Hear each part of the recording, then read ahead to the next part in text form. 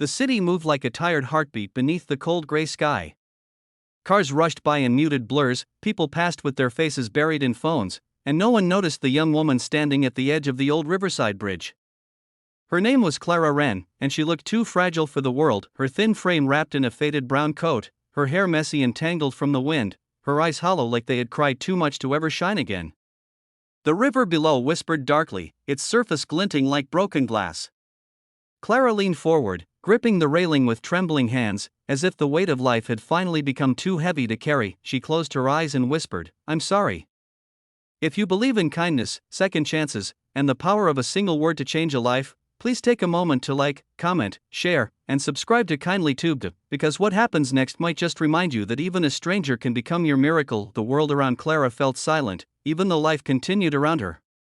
She thought of how quickly things had fallen apart, how just a few months ago she still had a small apartment, a job at a flower shop, and a mother who called every evening to say goodnight. But when her mother passed suddenly, and the shop closed down soon after, Clara's fragile world cracked. Bills piled up like mountains she couldn't climb, her landlord changed the locks, and the friends she thought she had simply vanished when she needed them most. Now, she had nowhere to go, no one waiting for her, and not a single reason to keep breathing. The cold metal of the bridge railing pressed into her palms as tears streaked her cheeks. She looked down at the swirling water below. Maybe it'll be quiet down there, she thought. Maybe it won't hurt anymore. But just as she began to take that small, final step forward, a soft, innocent voice broke through the rush of the wind. "Miss, are you playing a game?" Clara froze. Slowly, she turned around.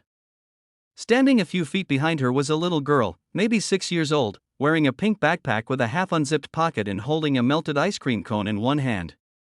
Her dark curls framed a round, curious face with eyes so pure that they seemed untouched by the harshness of the world. Clara blinked, startled. What? The girl tilted her head. "You're standing so close to the edge. Mommy says people only do that in movies when they're sad. Are you sad?" The question pierced deeper than any insult or heartbreak ever could. Clara's throat tightened, and for the first time that day, she couldn't find words. The child walked closer, unfazed by the wind whipping her tiny scarf. "If you're sad, I can share my ice cream. It's strawberry. I don't like the bottom part anyway." Clara stared at her, speechless. The absurd kindness of it, the way a small stranger could offer comfort so freely, made her chest ache. "You shouldn't talk to strangers," Clara managed to whisper. The girl shrugged. "Mommy says good people need talking to the most." She smiled, a gap where one front tooth used to be. "You look like you need a friend." Something inside Clara cracked. She wanted to look away, to send the child off before her mother appeared, but the little girl's eyes were wide with the kind of truth adults forget how to carry. Then, from behind, a woman's voice called out, breathless and worried. "Lila! Sweetheart, don't run off like that." A young mother came jogging up, holding a grocery bag in one arm. She looked startled when she saw where her daughter had wandered. "Oh my goodness, Lila, stay away from the railing," she said, pulling her close. Then her eyes flicked to Clara, and instantly softened. "Are you okay?" the woman asked carefully, studying her pale face. The way her hands trembled, Clara opened her mouth, but no sound came out. Lila, still holding her mother's hand, looked up at her and said softly, "Mommy, she's sad. Can we help her?" The mother hesitated, sensing the weight of something unseen. "Would you like to sit with us for a moment?" she asked gently. "We were just going to rest by the bench there. I have some sandwiches."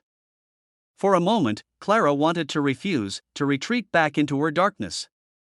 But the little girl tugged her coat with such sincerity that Clara found herself nodding faintly. They walked to the nearby bench, where the mother introduced herself as Nora and her daughter as Lila. Nora worked long hours as a nurse at the city hospital, she said, and they had just stopped for a quick lunch before heading home. She opened her bag and offered Clara a small sandwich wrapped in foil. "Here," she said. "You look like you haven't eaten in a while." Clara accepted it silently.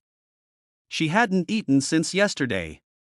The simple taste of bread and cheese made her eyes sting with tears she could no longer hide.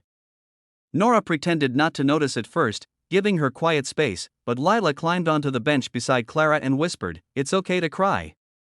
Mommy says crying means your heart is trying to talk. Clara smiled weakly, and for the first time in weeks, she didn't feel completely invisible. As the minutes passed, Nora gently asked about her. Clara didn't give details, only bits and pieces: the job she lost, the rent she couldn't pay, the feeling that she didn't belong anywhere anymore. Nora listened without judgment, her eyes full of understanding. I've seen a lot of people at their lowest, she said softly. But the ones who survive are the ones who let someone hold their hand when they can't stand on their own. The words lingered in the air like sunlight breaking through clouds. When they finished eating, Lila rummaged in her backpack and pulled out a small, crumpled piece of paper. Here, she said proudly. It's my favorite drawing. You can keep it. Clara unfolded it carefully. It was a picture of a rainbow over a smiling stick figure holding another's hand. Underneath, in messy handwriting, were the words, "Be happy again." That was the moment Clara's tears finally fell freely. Not quiet tears this time, but the kind that come from a place deep within the soul, the kind that cleanse rather than drown. Nora rested a comforting hand on her shoulder. You don't have to tell me everything, she said, but if you ever need somewhere to start over, I work at the shelter downtown. We help people get back on their feet. You don't have to do this alone. Clara nodded through tears. She didn't have words, but she felt something stir inside her, something that had been gone for so long she almost didn't recognize it. Hope that afternoon, instead of jumping, she followed Nora and Lila to the shelter. It wasn't much, a small, warm building with worn couches and kind faces, but it felt like the safest place she had been in months. Over the next few days, Nora helped her apply for a small job at the reception desk, and the staff helped her find a room to stay in temporarily. Every morning, Lila would stop by before school, bringing her new drawings, flowers, sunshine, smiling faces. Each one made Clara's wall a little brighter. Slowly, she began to heal. She started saving small portions of her paycheck, eating regular meals, and even laughing again. The girl who once stood on the bridge now stood behind the counter each morning, greeting people with the same warmth that once saved her months past, and Clara found herself looking out at the same river one evening, but this time from the safety of the walkway. The water still flowed endlessly below, but now she saw life in it, the reflection of the sky, the movement, the beauty.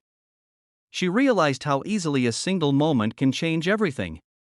How one word from a child can echo louder than all the noise of despair. When Lila ran up to her that day, waving a new picture, a drawing of 3 figures holding hands beneath a bright blue sky, Clara couldn't help but kneel and hug her tightly.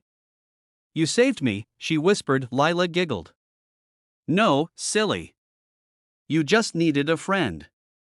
If this story touched your heart, please like, share, and subscribe to Kindly Tube. Your one click can help spread hope and remind others that a small act of kindness can save a life. Later that year, Clara started volunteering at the same bridge every weekend, not to watch, but to listen. She'd bring warm drinks for anyone sitting alone, smile at strangers who looked too tired to smile back, and sometimes, she'd simply sit quietly, waiting for someone who needed a hand. She never told them her story, but she always carried a small box of folded papers, each one a copy of Lila's drawing, each one saying, "Be happy again." It became her way of passing on the light she'd once been given, because sometimes, saving a life doesn't take a miracle. It just takes a moment and someone who cares enough to say, "Don't go. You matter."